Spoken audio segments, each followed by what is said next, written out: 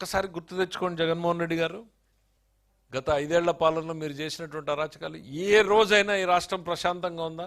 భయం నీడన్న బిక్కు బిక్కుమంటూ ప్రతి ఒక్కరూ బతికేటువంటి పరిస్థితి.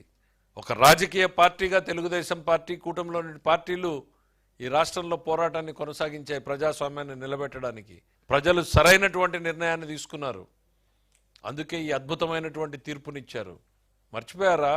మీరు అచ్చెన్నాయుడు గారు సర్జరీ చేసుకుని కనీసం కూర్చోవడానికి సాధ్యం కానటువంటి పొజిషన్లో ఉంటే 700 కిలోమీటర్లు ఒక బొలెరోలో తిప్పింది మర్చిపోయారా? ఇది అరాచకానికి పరాకాష్ట కాదా?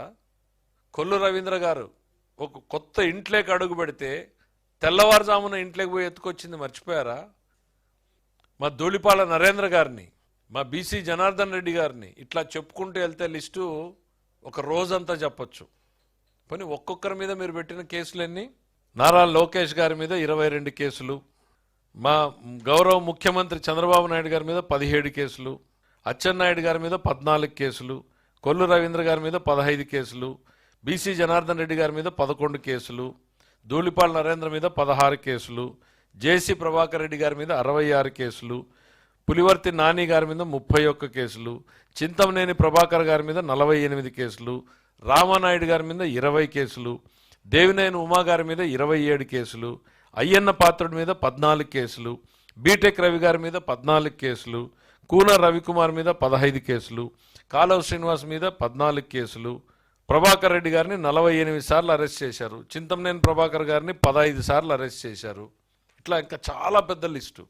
కానీ మేము ఎక్కడా కూడా రివెంజ్ మోడ్లో పోవట్లేదే. అసలు ఆలోచన లేదనేటువంటిది ముఖ్యమంత్రి గారు శాసనసభ మొట్టమొదటి రోజున సభ వేదికగా చెప్పారే. కానీ తప్పు చేస్తే శిక్ష తప్పదు.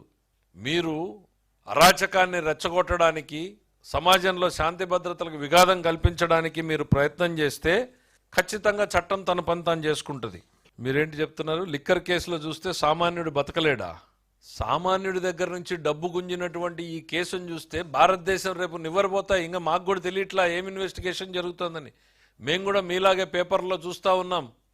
ఒక్కొక్క క్వార్టర్ బాటిల్ నుంచి 80 రూపాయల ఎట్లా వచ్చినాయి, టన్నులు బంగారు ఎట్లా కొన్నారు, ఎవరికి ఎట్లా క్యాష్ మారింది, ఇవన్నీ మేము కూడా వార్తలు చూస్తూ ఉన్నాం. ఆ ఇన్వెస్టిగేషన్లన్నీ బయటకు వస్తే ఈ రాష్ట్ర ప్రజానీకం కాదు, దేశం నివ్వరపోతుంది.